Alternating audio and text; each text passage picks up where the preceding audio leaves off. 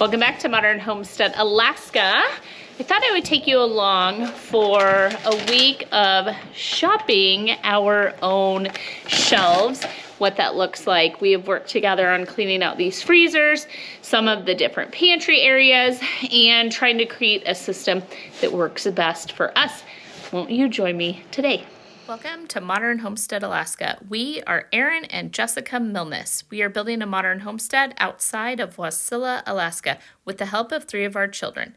Our second son, Caleb, our daughter, Cody Ann, and the youngest of our family, Wyatt, along with our 3 dogs, Tipper and Daisy, and the newest addition, Roberto. We are home now, and we are going to shop the freezer. I have the grocery list. Let me take you along.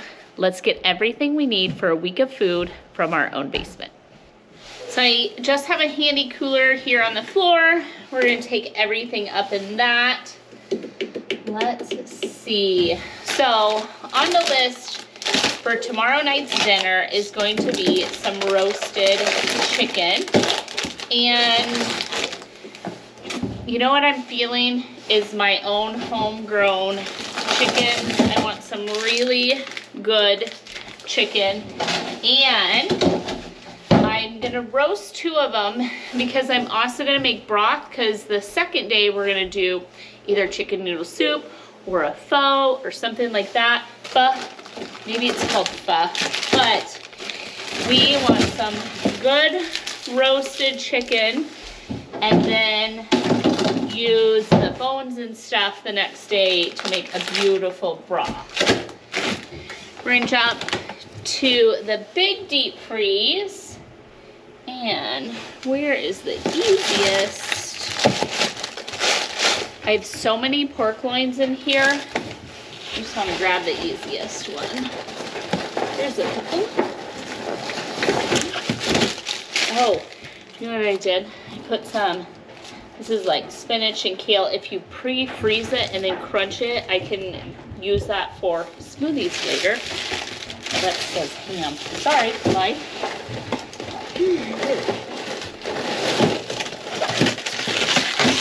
So later in the week, we're gonna do a pork green chili.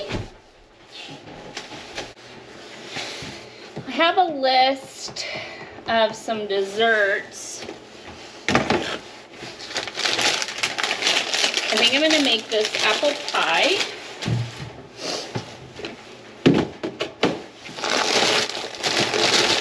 I'll grab 2 pie crusts.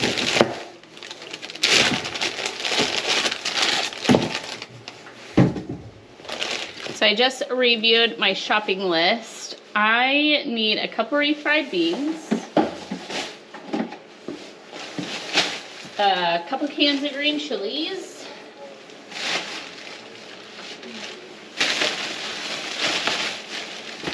some rotel,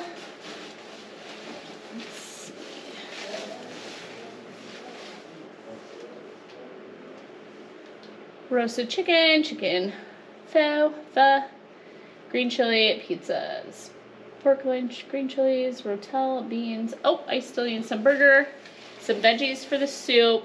Oh, some potatoes are right here.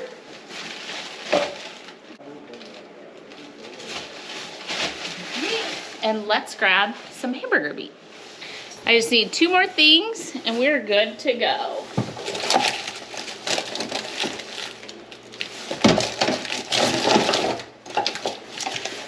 This is some pre-cooked burger. This will make my life easier on that day.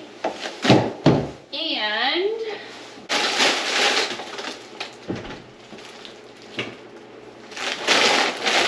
I like these stir-fry vegetables. They're super easy to throw into the chicken broth and the soup. And I have a good hearty vegetable soup. That's it. Let's head up and I'll take you along for what we make this week. What did you turn her into, Cody? She's already a pet, huh?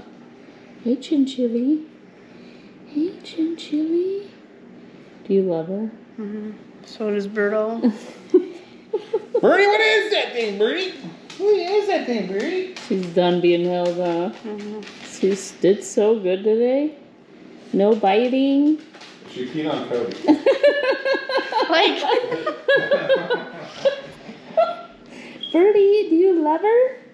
You love Chinchilla? Her nails, they grow out. Feel her bottom of her feet. It's so funny. She's so sweet.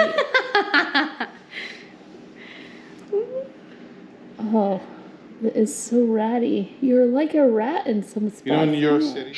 night one of dinners. I have been running all day like a crazy person, but I need to throw on dinner. It's like 5 something.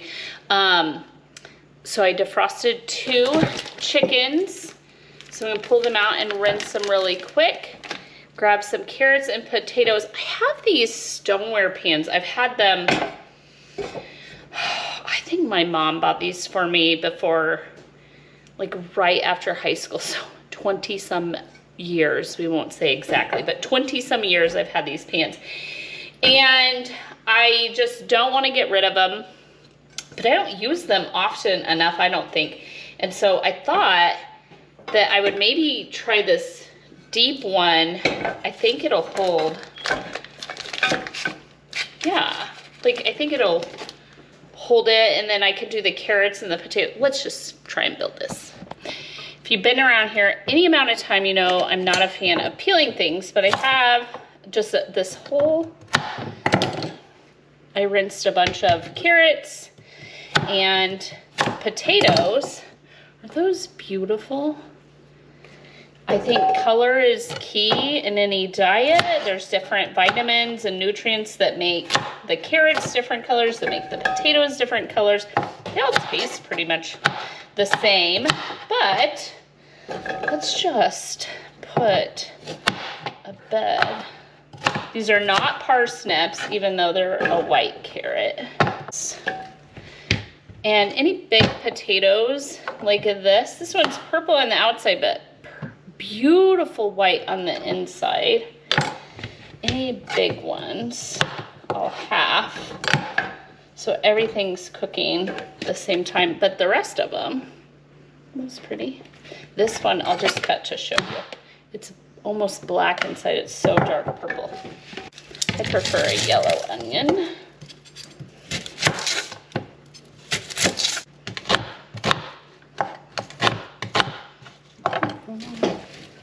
So I am gonna do a little avocado oil on the vegetables, a little salt, and some pepper.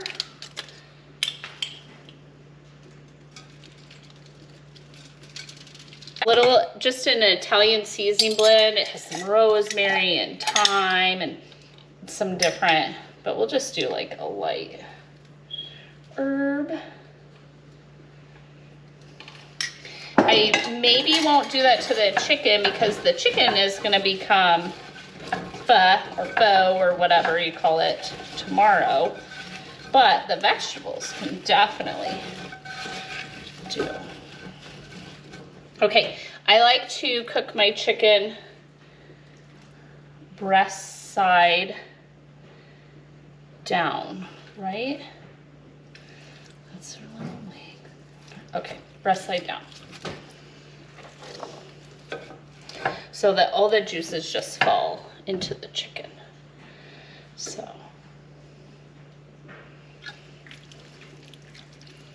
Avocado oil. These, look at the size difference in these 2 chickens. It's funny. All right. And then lots of salt and pepper.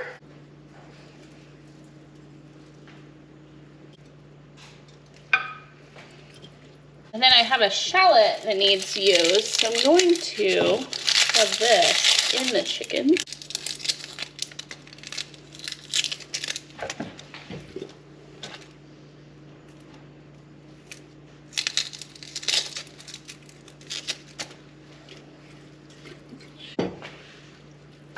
Okay, and then into a 350-degree oven, we will come back in about 30-40 minutes and flip them over, and then check the temperature, and when they've reached they're doneness, I'll bring you back. Oh my gosh, it's so juicy.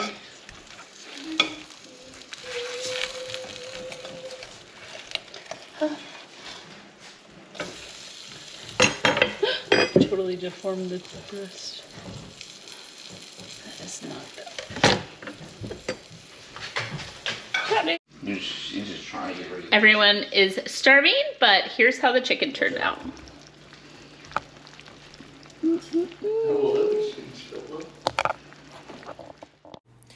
For the next couple of meals, I'm actually going to use the wood cook stove. It runs 24 hours a day around here in winter. It is cold and snowy, and so I'm just going to utilize what I have for a free source to cook. To make the chicken broth, we actually ate the chicken the day before, and then the next day as leftovers. And so now I just take the chicken carcasses and about a gallon of water, just enough to cover the chicken. I ended up putting a little more water in here off camera. I season it simply with salt and pepper. I do a little bit of bay leaves and let this just go on the wood cook stove. The goal is 24 or more hours. So I think this ended up going over 30 hours on the broth, and then I end up canning it in the end. I'm also going to make a pot of green chili on the wood cook stove alongside the broth. I have made this for you before, and I just cannot remember what video it is, and so I'll just walk you quickly, if you're new around here, through our version of green chili, and it is so simple, and it just cooks on the wood cook stove low and slow for several hours. But those are those Ortega green chilies, the whole green chili, along with half of the onion, because that's what fits in here. For our family size, we are going to double the amount of green chili, but when the kids were little, we would just only have to use 1 can of the green chilies. But on the second batch, I do throw a bunch of fresh garlic in there, and this kind of makes it to where I don't have to hand chop, but you could, of course, hand chop all of this. That's how my mother-in-law does it, is a little more delicate hand chop. Preheat the Dutch oven with a little avocado oil, and then I just sear the pork loin that I've now cut into pork chops. And the only seasoning we use in this is garlic salt and cumin. And after they sear off for a couple of minutes, I flip them over. I do this in batches so that everything gets a really good kind of sear on it. And then I get the fond off the bottom with this can of Rotel tomatoes. My mother-in-law just uses crushed or diced tomatoes, but I like throw some Rotel in there, and then that whole green chili mix. You're gonna taste it or season for seasoning about halfway through the cook time, but in the very beginning, because there's so much salt and cumin on the pork chops, I don't immediately add more seasoning to it, but about halfway through I check it, tuck those pork chops in, and let them go. We kind of like to shred them up individually. Later, a little bit of water helps with the gravy. Lid on, let it go.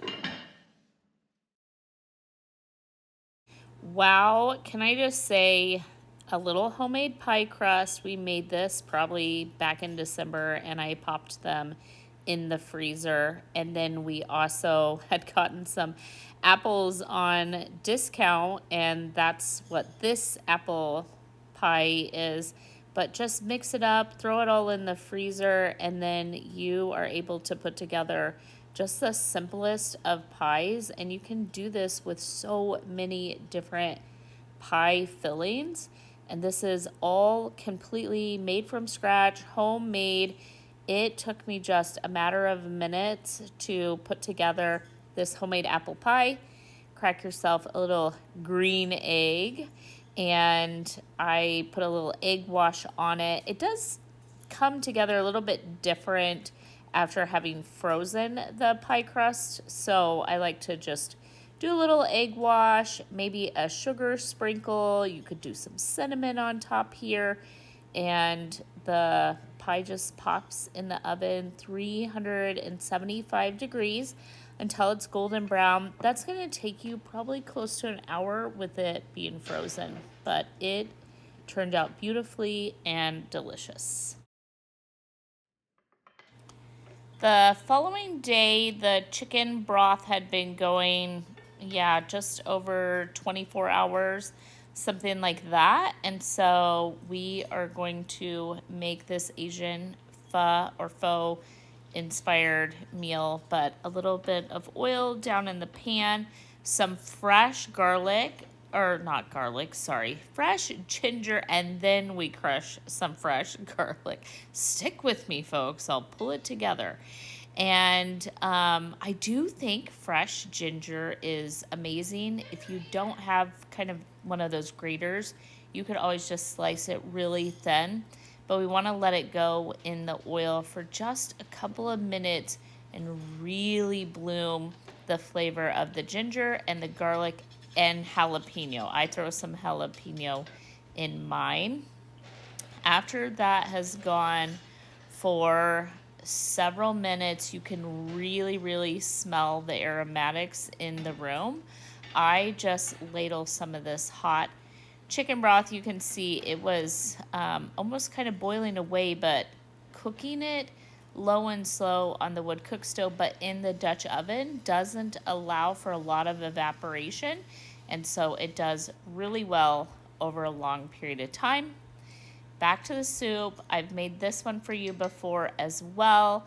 I just season it with a little hoisin sauce. I like this it's a, I don't know if it's a paste or what it is, but it's this garlic chili sauce. You get it near like the sriracha if you've never had it. But it's nice and spicy, and it gives the soup quite a bite to it. Really clears out the senses if you are not feeling well. A little bit of soy sauce or coconut aminos, whatever you have on hand. And then I let this simmer probably 15 minutes or so. I didn't do the bagged vegetables because I needed to get some of this used up that was in the fridge. I had some bok choy and some snap peas that really needed to get cooked. And so kind of this green vegetable soup, I put it over some partially cooked rice noodles or rice pasta. Find those in the Asian section as well. Get a good amount of that broth. It is amazing on a cold winter day, or if you're not feeling well, this has become our go-to soup for the kids when they don't feel well. Top it with a little bit of cilantro or beans or whatever you have on hand. Amazing dinner. I thought the last thing I would share, I kind of got an idea in my head, and I let that chicken bone broth keep kind of cooking down. I've just pulled it off, and I decided I would go get some really good organic chicken breast from the store, even though these are not my chickens, because I wanted to try and make kind of a chicken base or broth, and I thought I would use my countertop canner right here in the middle of winter and can up some jars of chicken breast with that. Really, look how dark that bone broth has gotten, that chicken bone broth has gotten. And I have it heated up. I needed to strain it out, so that's why it's on the countertop. And I just went ahead and decided I would clean up some jars, sliced up one of these really large chicken breasts per jar. Get those packed in there. I know with raw packing chicken, you would normally fill the jar because your goal would be kind of having the whole jar of chicken. We're kind of looking for something that we can take ice fishing with us and have kind of a soup base that has a lot of good broth in it, and I may be able, you know, out there on the lake or hunting, camping, whatever it is that we're doing, be able to just kind of open that up, throw some onions and carrots or whatever I've diced up into that chicken broth and have something so warm and delicious while we are out there in the cold. So that was kind of the goal, was to try this out. So 4 quarts is what fits in my canner. So I go ahead and do the 1 teaspoon of salt because the chicken isn't seasoned, and to top it off, I'm gonna have to do a little bit of water because I don't quite have enough bone broth for all of the jars, but it should be fine. And then you just fill the jars, leaving an inch of head space. And this is according to Ball, USDA, all of those different things of how you do it and how you can it. And then after you get the jars filled, you run a knife or a lot of people are using chopsticks, different things. You don't want to crack or break your jars in any way, but you get all of the air out because those chickens are gonna trap some air where they've kind of stuck together, but kind of move it around in the broth. So we just have broth, salt, and chicken in these jars, and I'm gonna add a little bit of water. This is boiling hot water that I use for both the packing of the chicken, and then I'm gonna use it in just a second in the canner. After I get them filled and I move the chicken around and make sure there's no air in there, I am then going to use a clean rag and some white vinegar to wipe my rims, putting new lids, but you can always reuse your rims, but I'm going to put new lids on each jar and just finger tight because we're building so much pressure in there that if you tighten that jar down as hard as you can, you're gonna break or blow up one of your jars in your canner. So finger tight, whatever that means to you. Clean, brand new, clean lids, not reused lids, and then new or used canning rings that we will take off when we store this chicken soup base, I guess is what we're gonna call it from here on out. I'm just gonna follow my electric canner instructions. Mine are gonna go for 90 minutes. You need to kind of look yours up and figure out how yours works. But those of you that have stuck around to the end, I would just like to thank you for being here. If you wouldn't mind, hit that subscribe button. If you ring the bell, you'll get notifications. Thumbs up and comments do help our channel to grow. I hope I inspired you to either can or prep or put something away, make something from scratch this week. And until next time, I will see you later in the very next video. Be blessed.